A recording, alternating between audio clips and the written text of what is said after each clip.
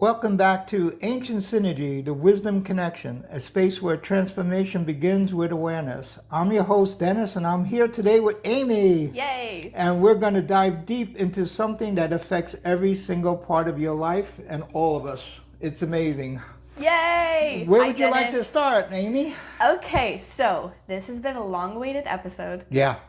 We got very sidetracked with life. I was sick, and then it didn't Multiple feel right things for a happened. while. Yeah. But Yeah. I think this is a great time and very much aligns with stuff I needed to hear and stuff I wanted to talk about. And I know Beautiful. in Dennis's life too, I feel like it's always relevant. Yes. But we really wanted to talk about the connection between our beliefs and our biology. Okay. And that's a big topic. This is a huge topic to go into, so, but yes, we'll start. We'll scrape into some of it, and then really too what inspired a lot of this was Dennis sent me a Dr. Bruce Lipton video, and it's literally exactly what we just said. He's talking about how our beliefs influence and create our biology. Exactly. And so we'll try to link that in some form. We'll link that in some form. Yes. We would also recommend, if anybody wants to, read the Biology of Beliefs. Yes. That's a great book. Love that. And in it, he goes into how the body is transformed by your beliefs into chemistry in the body. Cool. That's where you want to start? And so I think that was what inspired this. And obviously, like, if you want to hear more in depth, more of, he's a doctor, so he has a great way of explaining the true science of it. Yeah. And we'll kind of probably glaze on some of that. But I think, how would you want to start by sort of dipping our toe into explaining, we're always raised and taught this idea about nature versus nurture, and how we think that genes, for example, dictate everything. They're out of our control. If your family has a history, let's say, of certain diseases, you then therefore are automatically predisposed in that way to get them. And those genes can turn on and off in that way. But, reshaping that perspective, how do our genes in this sense connect with our biology, and how do our beliefs, influence our biology? Great. It started out with, let's give background. Bruce Lipton was working on stem cells. He was a biologist. And in 1965, he was one of 4 people in the world working on stem cell. Stem cells is what you get to create your body, we want to make it new, constantly keeping it new. So that's they can create almost any. They can create anything in your body, these stem cells. Mm-hmm. And what he found out from working with stem cells was that everything we were taught about genes and everything was wrong.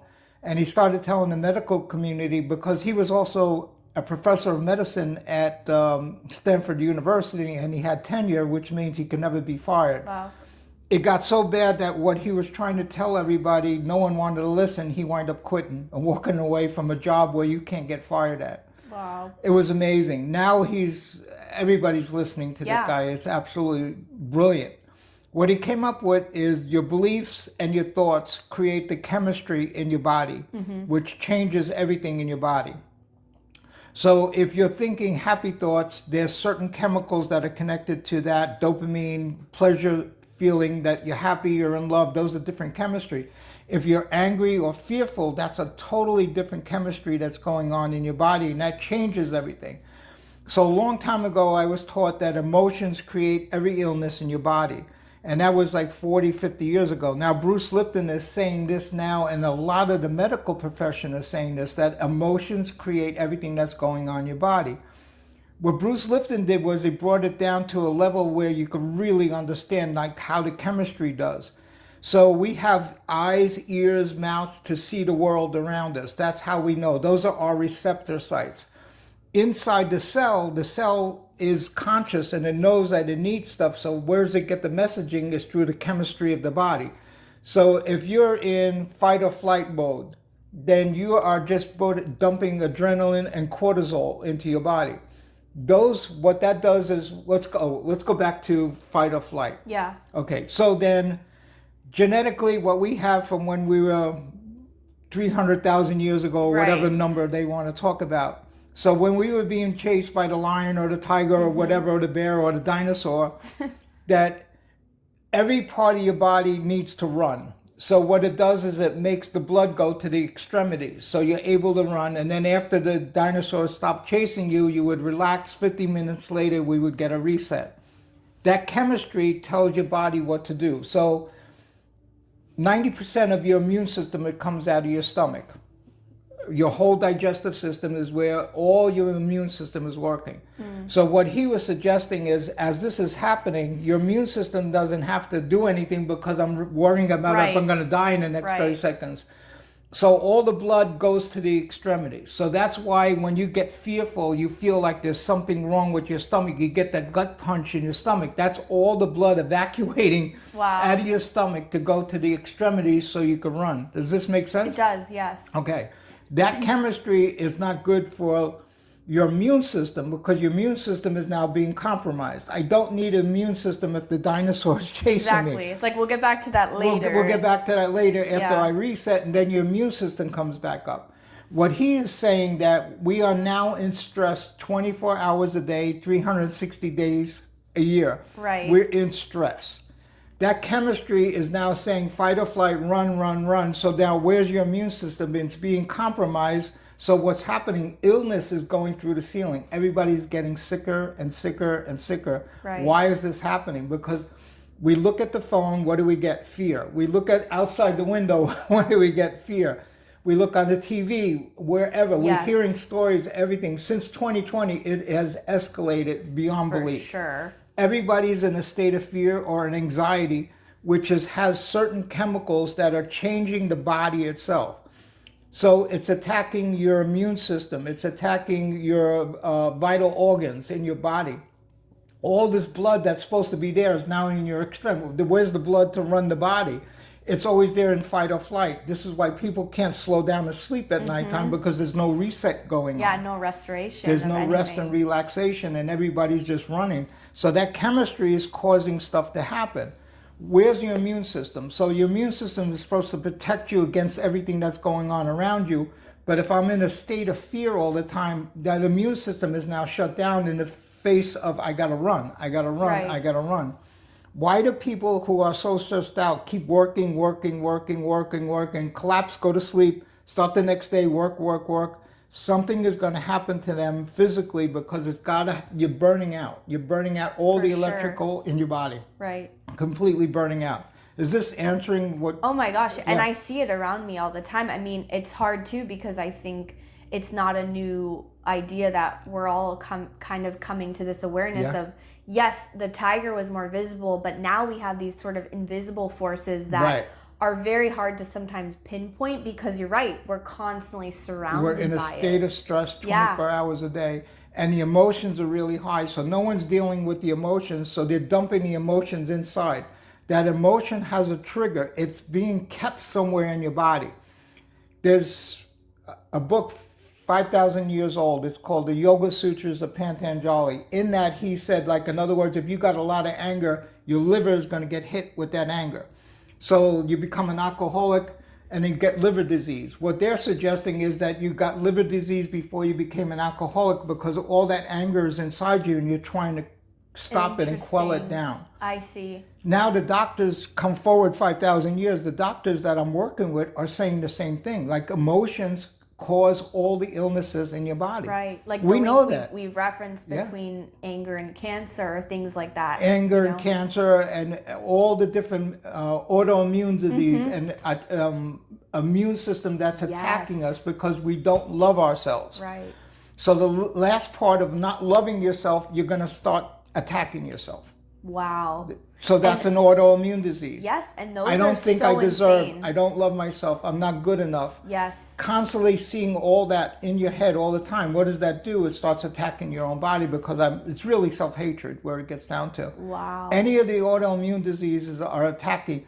Most of the women are getting autoimmune diseases right now more than anything. It is so on the rise. I just didn't understand the connection between that, but that emotions makes sense. are the connection between everything. Yeah. And how you believe, in other words, if I believe I'm not good enough, then your body's going to reflect not being good enough. Right. And eventually, as you get older and older, you don't repair yourself as faster and faster as you used to. Like 20s, you can get away with a lot. 30s, when you start getting into your 40s, you're going to have to deal with all of this stuff. You're going to have to look at what's happening in my body. Run forever. You can't run. Arthritis, dementia. I mean, it goes on and on. It's all emotions. They're saying everything is an emotional connection. And that's even what I found so mind-boggling was because, you know, I was telling Dennis before we filmed this, after listening to the video with Dr. Bruce Lipton, I went back through my old psychology notes, and everything we're taught is that genes rule everything. You don't have power to your genes. Like, we're victims in that way, and we're powerless to our biology. It's all predisposed, predestined. Right. And then you're a victim. Right. And you can't do nothing about it. And he even said in the video, this blew my mind.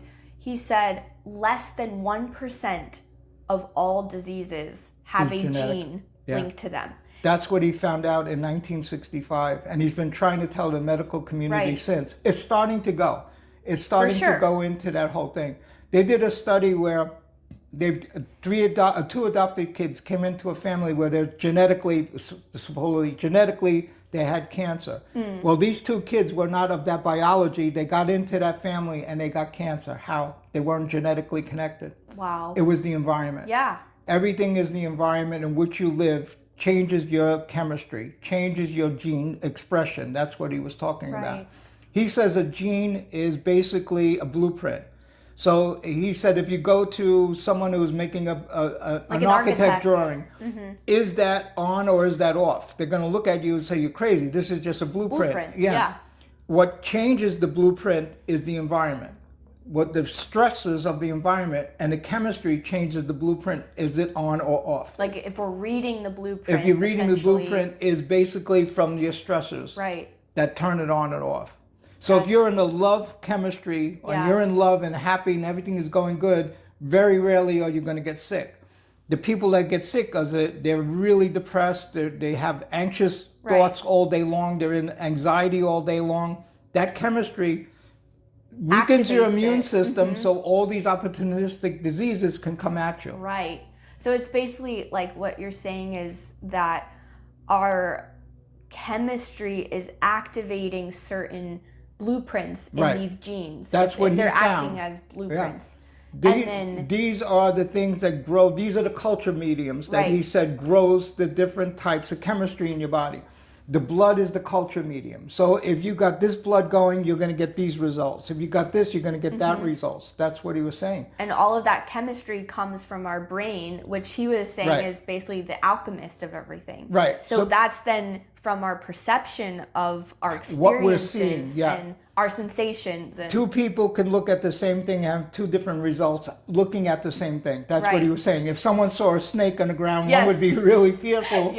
And the other one might go and pick it up and go, I've been around a snake all the time. Yeah. One would get chemistry of fear. The other one was getting chemistry of being curious. Right. Two different chemistries in the body.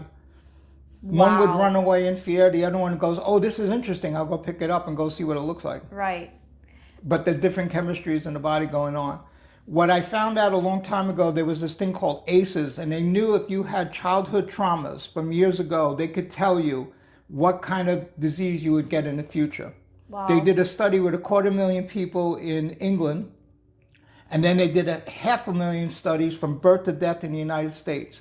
And they found that if you have one or two of these ACEs, acute childhood experiences, that you would get this disease. Then if you had 3, you would get this disease. They knew that for a fact, and it was all emotions. Right. And so that's why, in a sense, there is a familial connection to our experiences and then therefore our output of what we're seeing in terms of diseases. Right. But it's not in just the sense of our biology. What's happening is, like you're saying, it comes back to, again, what your work is centered around, which is these programs that we are exposed to by our environments. Like you were saying, it doesn't matter if you're adopted into a family, what your environment is, how you eat, you eat, what you're shown, what you're told, and how much love did you get, how much anger did you get, how much punishment did you get. Was your father an alcoholic? Was your mother crazy? Right. All on and on and on. And that's why I think too it's so powerful again when we come back to these are all things that we, you hear these sayings or you've heard little aspects of these truths, but looking at the root of it, it's like, when you hear that thing where people are like, oh, when someone clocks you and they're like, oh, you're just like your mother like that. Yeah. And you're like, oh, fuck. Like, you can't see this. Don't want to be like that. Yeah. But then you're like, when you look at it, it's like, well, of course you are, because when you're in that theta state, 0 to 7, where you're absorbing everything around you, all you have and all you know is what you're shown. You're videotaping. Yeah. You're videotaping everything you see from 0 to 7. And so it makes sense then why, too, certain diseases do run in families. Right. Because, yes, if your mom, for example, suffered so much trauma, she had lots of anger, and all of this was built up in her, she's disposed, then to cancer because that's what it's reflecting to her. And then you go down the line, you're running, because we're running subconsciously most of the time. 95% of the time is the download you got from your parents or people that were parental in your environment. And then you get cancer because you're following the same program. And people look for this. Well, my father had a heart attack, therefore I have to get a heart attack at 75. My father had a heart attack, so when I get to that age, I'm going to have a heart attack. And you keep thinking those thoughts creates the chemistry. And it makes it happen. Yes. That's what Bruce Lipton So we're just kind of looking at things like backwards in a way, where we're 100%. like, we have the disease, and so we just push it to the cause must be biology. Right. Whereas the biology was created by the emotions. Us, by our emotions, by our consciousness. Beliefs. Yeah. And even, I think in the video, I want to say Bruce Lipton said something like, on average, like, 60% of our programming that we got from childhood is disempowering. Disempowering and negative. Just think of that. All the people that never mind the country, just think of everybody that that has disempowering from their childhood and trying to function, trying to be successful, trying to have a relationship, and they're having kids. And what are they going to do? They're going to download that to their kids, and that's going to go through generation to generation. They already know it goes 6 generations back right now, which is incredible.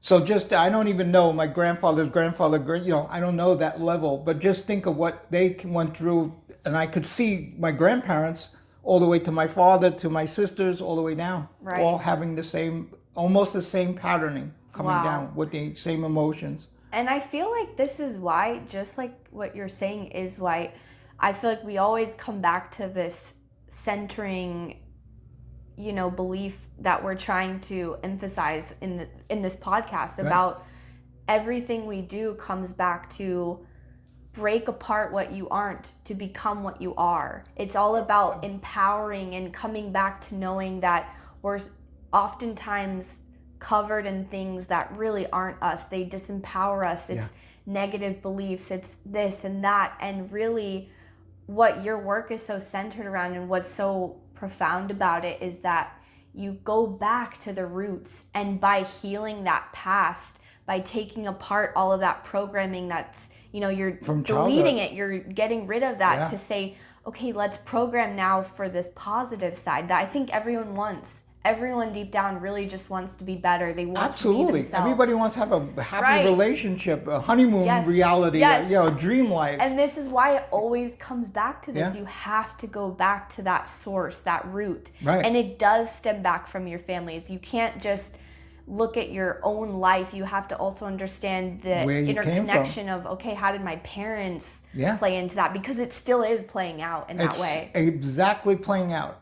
Exactly. Like, in other words, you're going to marry either your mother or your father because you never got the love from them. So you're going to try to get the love through a partner that you never got from that. Right. And we can only attract what we know in that way through the program of. Well, if I thought about a relationship, the only picture I come to is my mother and father, and maybe my uncle, my aunt, but mostly my mother and father. That was the only people I knew that had a relationship. Then there was friends, father, but it didn't have any emotional connection. Like, they were friends, family, but mine was, there's an emotional connection in there.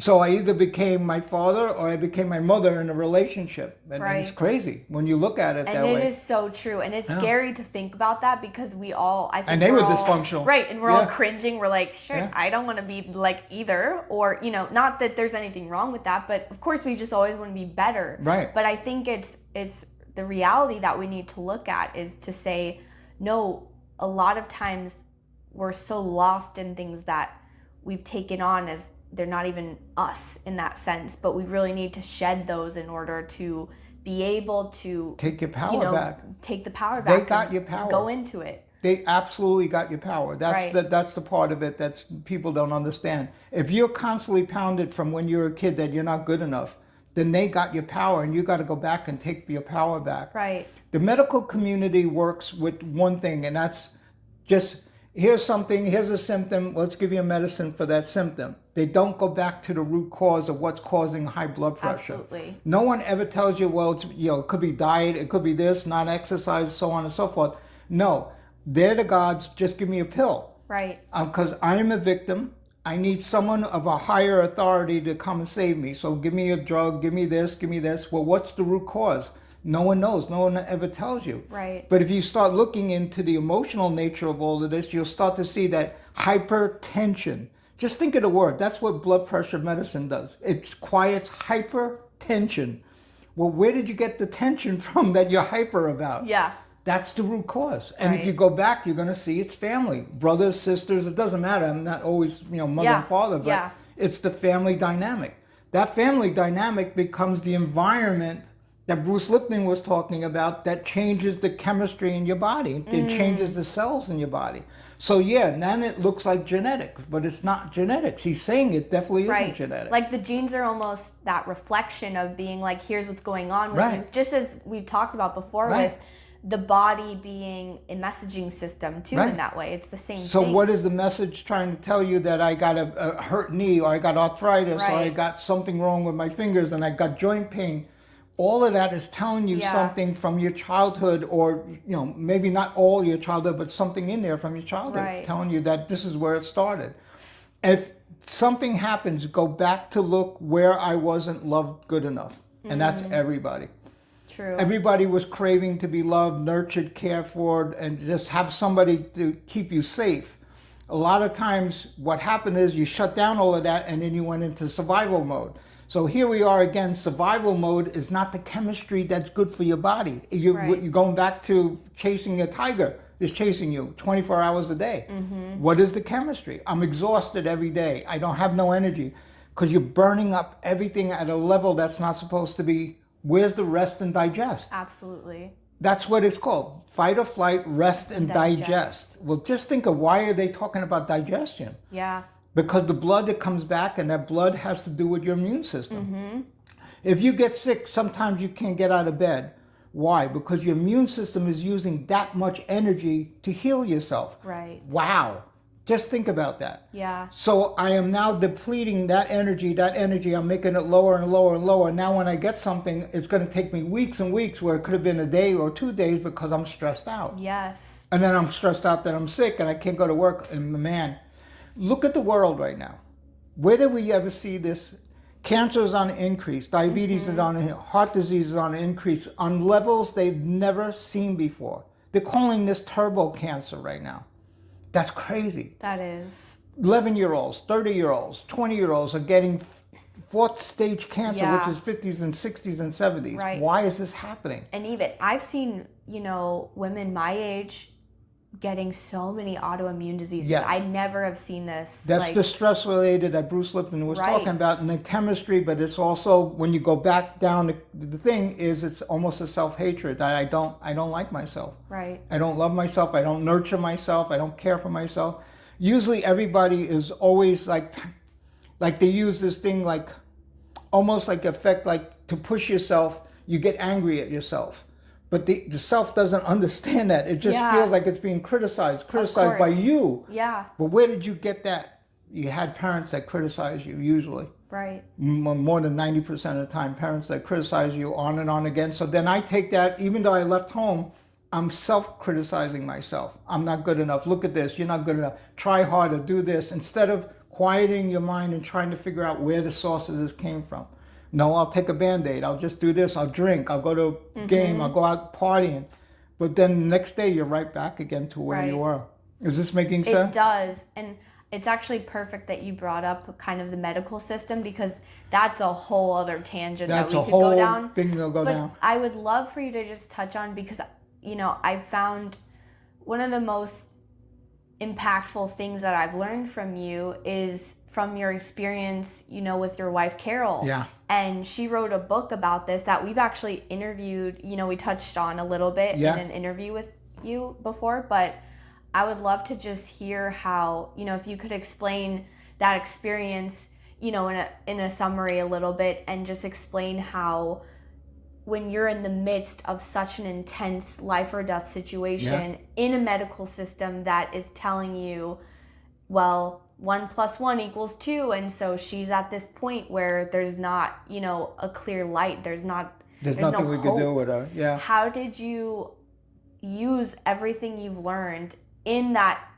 you know, insane moment in your life to understand and to break out of this limiting belief that we think that we're, you know, hopeless to the medical system? How did you break through that? I had a lot of learning before she got sick. It was 1999 when she came down, so I was probably already doing this work for about 15 years or so. And what happened to her was she came down with a strange case of food poisoning, and we went to the doctors. They couldn't figure out what it was. Diarrhea, you know, constant, like a little bit of stomach pain, not too bad. Spent a week in the hospital doing every type of test, diagnosis, everything, nothing. Sent us home. 3 or 4 days later, she was in severe pain, bent over, rushed her to the hospital. They did an x-ray, and then they had the old x-ray, whatever it was, ate through her colon, and it was perforating into her system. So she was just basically spilling out. When they did 8-hour surgeries to cut the intestine and take a piece out and put it back together again, the next day they said, oh, we don't think she's going to make it. That's how they told me, like cavalier, like, oh, we don't think she's going to make it. She lapsed into a coma for 3 months, and they gave her a 95% chance that she was going to die. That meant 5% chance of living. In that, every day I went in and they kept saying the same thing. Well, today's the last day. Then the next day they would say, today's the next day. And this went on for 3 months. It was like absolute torture. What I did was just focused on the 5%, becoming 10%, becoming 15%, and just try to build it up. It was so overwhelming that even in the face of that, it was so hard to believe that she would come back. But there was a sense of me knowing that she was coming back. I can't explain it other than a deep-rooted feeling. But visually, I kept pushing the 10% to 15% to 20%. And eventually, after the 3 months, she came out of the coma, but then she had another 3 months of rehab in the hospital. And even then, they never thought she was going to make it. You know, even though she was like functioning, she had to learn to walk, talk, write all over again. And they never thought that she would make it. I was just holding the hope and holding the light that she did. When she came home, it was another 2 years of home health aides, 24 hours a day, nurses, doctors living in the house. It was incredible. I kept visualizing her coming back to where she is now. And that was the only thing against the information that's saying it can't be. That's unreal. I mean, in other words, they're saying that she's not going to make it. I had to visualize that she's going to make it in the face of conflicting data, which was the hardest thing to do. And these are the people that are supposed to have the most knowledge in that sense, and the most, you know, expertise, and to be told, I'm sure, by so many different people in that way, in that authority position too, is just thinking getting on a plane where they said 95% the plane, you're never going to make your destination with this plane. Would you get on the plane? No, right? Like this plane's going to crash 95% of the time. It crashes. That's the number. It's insane. But that's what they were saying. And then all of a sudden, when she started getting better, they all said, oh, good, look how good she's doing. Yeah, okay. Right. And like, we did this. Where were you 3 months ago? Exactly. Yeah, and I think that's such a beautiful story. Like, thank you for sharing that, because I know for me, that opened my eyes to how much I was like, no, there is that. that deep knowing you There was a talked deep about, knowing that I can't even tell you what it was, but it was a Yes. deep knowing that she was coming back. And the more I hear this, like, I am so happy that there's so much information now that's getting brought back to the surface Yes. of this truth, of this Especially knowing. after 2020, after COVID. Right. How bad COVID was, on the other side, all this medical new technology and new terminology is coming to the surface. Yes. Because they started to realize, hey, there's something else going on here than genetics. Right. They have to look at this. Yeah. It can't be just this. Exactly. Yeah, it has to be something else. And then what they're starting to find is all the studies were already done, but they kept, the guy a long time ago, I don't know his name, it was a doctor, nobody was washing their hands when they were delivering babies. Yes. And he told them that. And it took 20 years for them to start washing their hands. He wound up in an insane asylum dying in an insane asylum because everybody said he was crazy. They wound up putting him there and they put him in an insane asylum. 20 years from when the guy said, hey, this could be germs and, delivering babies without washing your hands and doing, surgery without washing your 20 years the medical society took. Just think about that. Where are we going to be in 20 years from now? Exactly. Isn't that crazy? And it's wonderful to see these things coming up and it becoming more accepted and all of that. So thank you for sharing that. Because I think problem. We touched on so many of the important things, and I think that it's just giving people like, hey, there might be something else than what you believe in. Right. And again, just coming back to being like, yes, there's, it's not to just invalidate every single doctor, but to look at the system as it being broken in the sense that, yes, we are always told that we don't have the power to heal ourselves. Right. We're victims. We have to go outside of ourselves always. To the doctor who knows everything. But yet, when you ask them about nutrition, they took like 7 hours in their whole time about nutrition. And half of it wasn't even about that. Right. So they don't know about nutrition. They don't know about emotions. They don't know about all the stuff that makes the body work. They just know, here's a symptom, heal the symptom. Heal the symptom. That's all they're doing. You can't. And if you're only treating the symptom, like, it's masking. Right. It's just not getting to the root. Psychology is doing the same thing. Dentistry is doing the same thing. Yeah. And now all of this is starting to come to the surface. All we're trying to do is just open your eyes that there's other ways of doing things, that there is something else behind what's happening to you. Absolutely. That's another thing. We got a few more minutes. You want to do one more question and then we'll Yes. Oh my gosh. Podcast? Where else? Boy, can we this go one with this? fast. I know. This was so perfect. I'm just so happy that we're planting these seeds for people. Yes, great. Let's see. What has been, let me see, with what you do in your work. Right. Because so much of what you do deals with the programming. What is something that we can all start doing to start kind of cracking away at these old programmings that kind of take away our power? Like, how do we start looking within? Like, let's say someone is suffering right now. I have a lot of family, friends going through things where, they've just gotten very harsh, scary diagnoses. Yeah. How can we start there? And how can we start to look at this and say, okay, I know, even if they have just an ounce of belief, that there's hope for them, or that it doesn't have to be such a bleak outcome. What can we do to start bringing that power back in from ourselves? One of the things for me was my wife's recovery, because if you would have saw how bad she was, you would have never. You would even say, "Oh my God, this girl's not going to make it." So that belief system said that there's a way around anything. She was on 13 medications when she came out of the hospital. Now she's on half of 101. Wow. How? Because we did all the research, we did all the understanding that there's something else other than what they're telling us. It has to be. If we would have went down the medical community with this, she would have not been here. Yeah. Not on 13 medications, she would have never made it. Yeah. It was the work we did, it was all the processing and programming that she did that opened up the doorway. What the first thing to do is you got to start to open up that there is a possibility that something else is causing this, that you have to look to see what's there. It's just look. Yeah. Seriously, that's where it comes down to. Start to look and question everything. Question the doctor, question this, question, is this right? That's why they have 2 or 3 medical, you go to somebody else for Yeah. a different opinion. Right. Because the guy might not know what he's talking about. Right. Even though, he's the authority and he's been the authority for 40 years. Things have changed. Things have changed since then. Yeah. Again, look at the guy who told them to wash their hands and it took They're like, 20 "You're years. fucking crazy. That's Let's lock him up." crazy. And I think that's what's hard too is like, I think we mentioned this in a previous podcast as well, but where I'm sure it's so hard when you're so deep in that moment of like, let's say you get such a bad diagnosis or you're scared. You got to deal with the fear first. Like, That's what I dealt with, the fear of her dying. Right. She dealt with it after, she came out of it. She started to deal with how am I going to get back to who I am. Right. She had to deal with all of that. All of this, what I learned is, it used to be like the medical profession was over here, alternative medicine was over here, quantum physics was over here, metaphysics was over here. And as I started working with this, it's all one. It's all connected. It's all connected. I really thought they were separate. Yoga was over here. Tarot cards were over here. Reading this was over here. Spirituality was over here. No, it's one thing.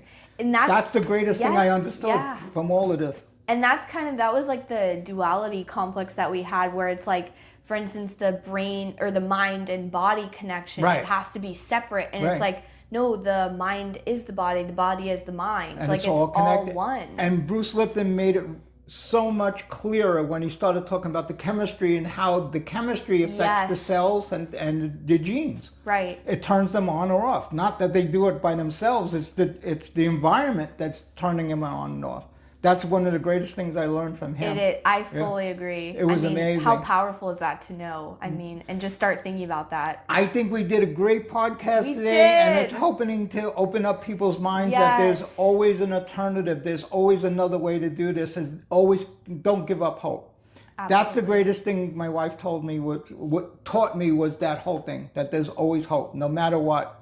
And I lived through it, and there is always hope, no matter what condition you're on, no matter what thing is happening, you can turn it around. Does that make sense? Oh my gosh, yes. Yeah. I love it. I love it so much. I had such a great time with you, Amy. This is another podcast, and this was so much fun. Yeah. And thank everybody for coming tonight, and I can't wait for the next podcast. Yes, and please always give us some feedback. We love hearing what you guys want to hear, or if you have questions or feedback, any of it is always welcome. We've been getting such great feedback on these podcasts, so thank everybody for listening, and we really appreciate it. Thank you, thank you, thank you. Have a great night, everybody. Bye, guys.